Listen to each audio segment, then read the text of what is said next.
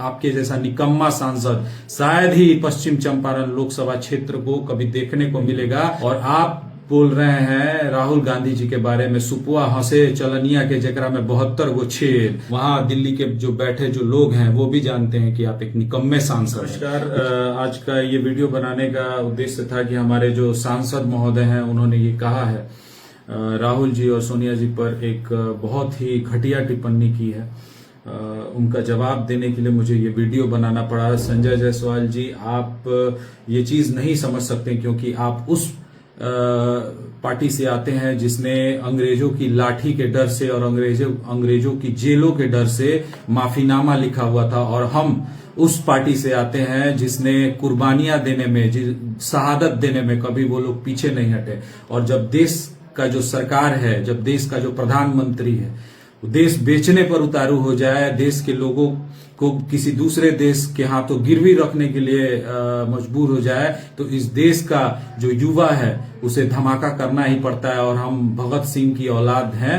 हमारे पार्टी के जो युवा हैं वो भगत सिंह की आइडियोलॉजी फॉलो करते हैं, वो गांधी की आइडियोलॉजी फॉलो करने वाले लोग हैं। और भगत सिंह ने ये कहा था कि बहरों को सुनाने के लिए धमाके की जरूरत होती है, और वही हमारे जो क्रांतिकारी युवा साथी हैं उन्होंने उसी धमाके को करने का काम किया है जिससे इस सरकार की चूल्हे हिल गई हैं। और आप बोल रहे हैं राहुल गांधी जी के बारे में सुपुआ हंसे चलनिया के जगरा में 72 गो छेद। आप अपने क्षेत्र के बारे में बात कीजिए, आप अपने क्षेत्र की जनता के बारे में बात कीजिए। आपकी क्षेत्र की जनता ने लगातार आप पर भरोसा करते हुए आपको दिल्ली भेजने का काम किया क्षेत्र की तरक्की के लिए, पर आप अपने कार्यकाल में क्षेत्र की जनता के लिए कितना इन्वेस्टमेंट दिल्ली से लेकर आए अपने क्षेत्र में लगाने के लिए, इसका उल्लेख करने का काम करें, ये लोगों को बताने का काम करें। आपके जैसा निकम्मा सांसद शायद ही पश्चिम चंपारण लोकसभा क्षेत्र को कभी देखने को मिलेगा।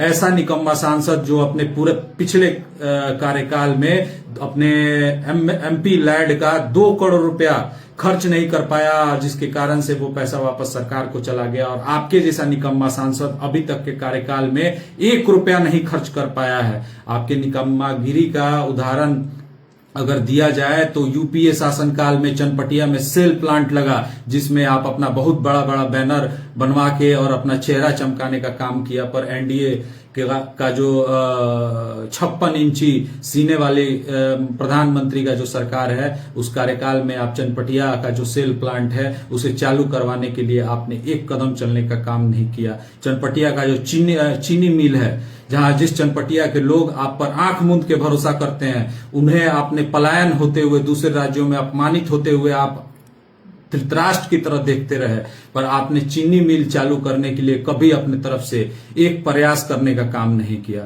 तो महोदय, आपसे निवेदन करूंगा कि आप अपने क्षेत्र के लोगों पर ध्यान दें। जिस जिम्मेदारी के साथ आप क्षेत्र के लोगों ने, लोकसभा क्षेत्र के लोगों ने आपको दिल्ली भेजने का काम किया है, आप उस पर ध्यान देने का काम करें। राजनीति में पक्ष विपक्ष होते हैं, आलोचनाएं होती हैं, पर इतना राजनीति का स्तर इस हिसाब से घटिया नहीं करना चाहिए कि कल को एक टेबल पे बैठना मुश्किल हो जाए। आपको लगता है कि आप राहुल गांधी को गाली देके आप मंत्री बन जाएंगे, कैबिनेट मिनिस्टर बन जाएंगे, तो ये आपकी गलतफहमी है।